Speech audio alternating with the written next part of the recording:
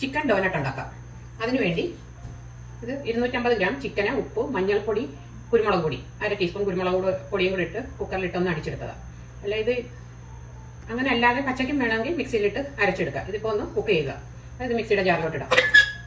ഇഞ്ചി വെളുത്തുള്ളിയും കൂടെ ചതച്ചത് ഒരു 2 ടേബിൾ സ്പൂൺ, ഒരു പച്ചമുളക്, കുറച്ച് മല്ലിയില, ഒരു സവാള, കുറച്ച് കറിവേപ്പില, അത് ഇതിലോട്ടിടാം.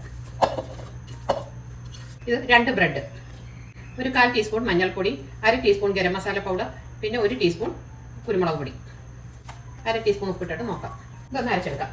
ഇത് നന്നായിട്ട് അരച്ചെടുത്ത് അതിലേക്ക് ഒരു 2 ടേബിൾ സ്പൂൺ കോൺഫ്ലോർ, പിന്നെ ഒരു പൊട്ടറ്റോ ഒന്ന് വേവിച്ച് ഒന്ന് ഉടച്ചെടുത്തത് അതുകൂടെ ചേർക്കാം.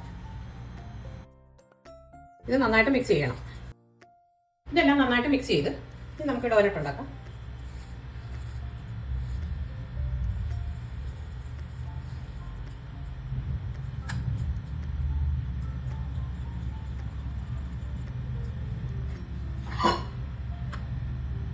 എല്ലാം ഇങ്ങനെ ഉണ്ടാക്കിയെടുക്കാം.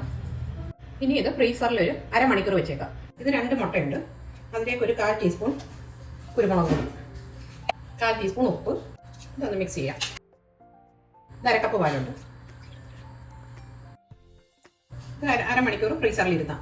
ഇത് ഓരോന്നും എടുത്ത് മുട്ടയുടെ മിക്സി മുക്കിയിട്ട് ബ്രെഡ് ക്രംസ് 2 തവണ ഇത് കോട്ട് ചെയ്യുന്നതല്ല, ഒന്നുകൂടെ മുക്കാം.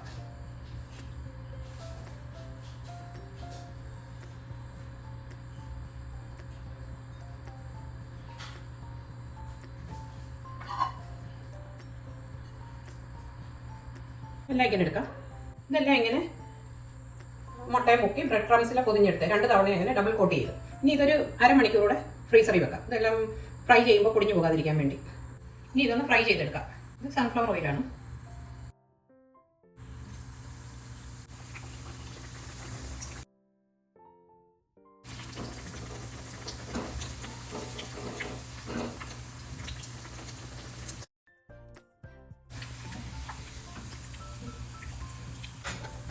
ഇത് ഫ്രൈ ചെയ്തെടുത്ത്